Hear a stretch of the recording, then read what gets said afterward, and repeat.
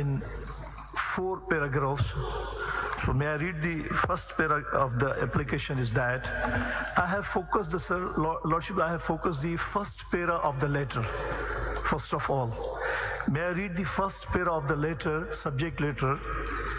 The Honorable Judges says that we are writing to seek guidance from the Supreme Judicial Council with regard to the duty of a judge to report and respond to actions on part of members of the executives, including operators of the intelligence agencies that seek to interfere with discharge of her official functions and qualify as intimidation, as well as the duty of report any such actions that come to her attention to relation to colleagues and all members of the courts that the higher courts supervises. This was the first paragraph of the letter. In this regard, my humble submission is that through this paragraph, the Honorable Judges seeks guidance from Supreme Judicial Council with regard to duty of a judge to respect and respond to actions on the part of members of the executives, including operatives of intelligence agencies. Therefore, my humble submission is that this segment of the letter may be referred to the Supreme Judicial Council in order to provide guidance, and some appropriate amendments or insertions may be made to the Code of Conduct for Judges regarding their interactions with executives in such circumstances. Now, my lord, paragraph 6 of the letter is most important.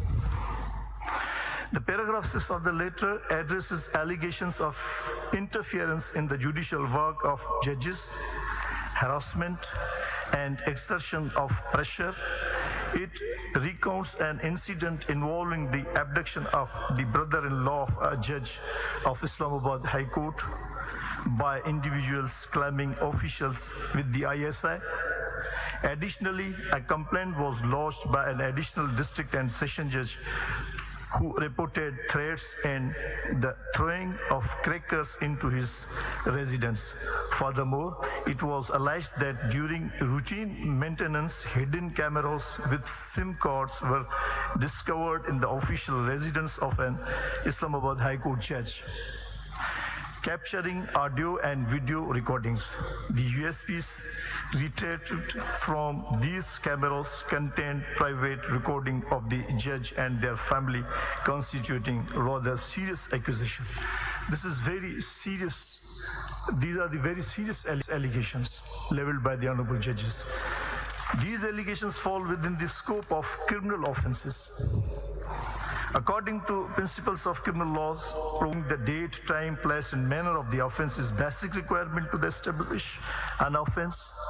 However, the aforementioned accusation lacks specific details such as names, individuals involved, CCTV footage of the court premises, and outstretched of the residence of the judges, or any other tangible evidence. Therefore, my humble submission is that in order to thoroughly investigate these allegations and to fix responsibility to the delinquents for arriving at just and proper conclusion of the matter, the Pakistan Bar Council proposes the formation of a judicial commission, may be comprised of one or more sitting judges.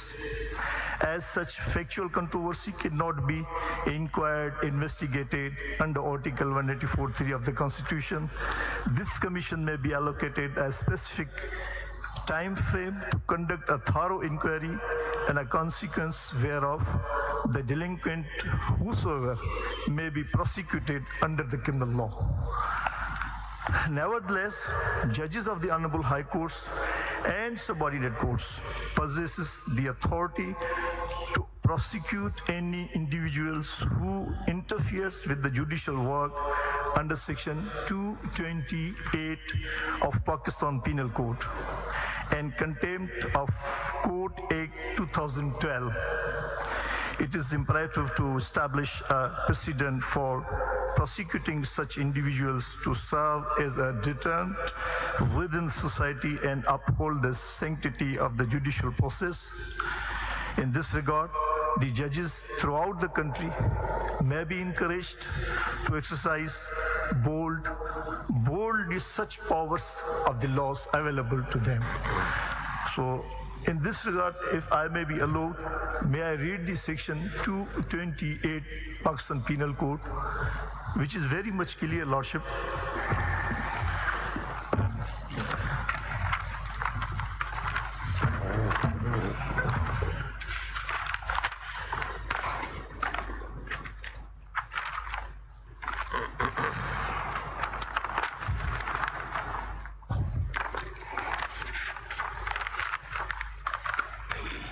Read, Lordship. Intentional insult or interruption to a public servant sitting in judicial proceeding.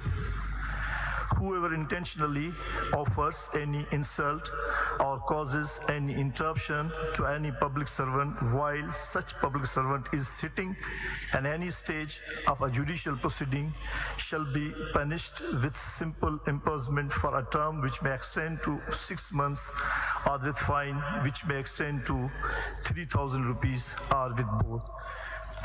The procedure for this section has been provided in section 480 and 482 CRPC.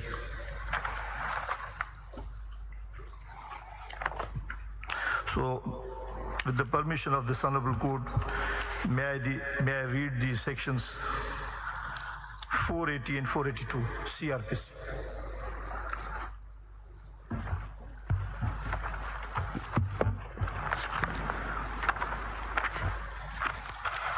May I read, Lordship? Ji.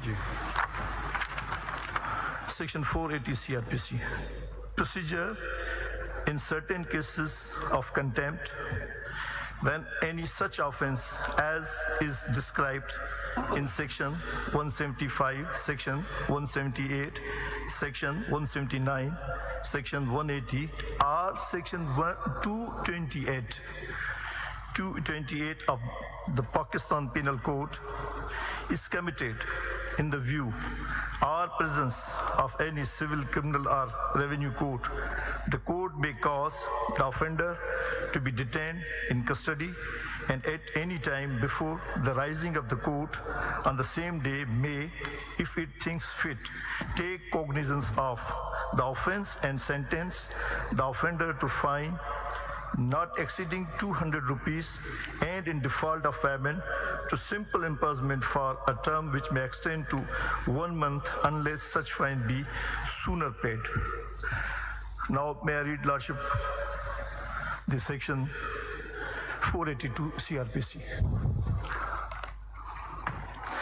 Procedure: the court considers that case should not be dealt with under section 480.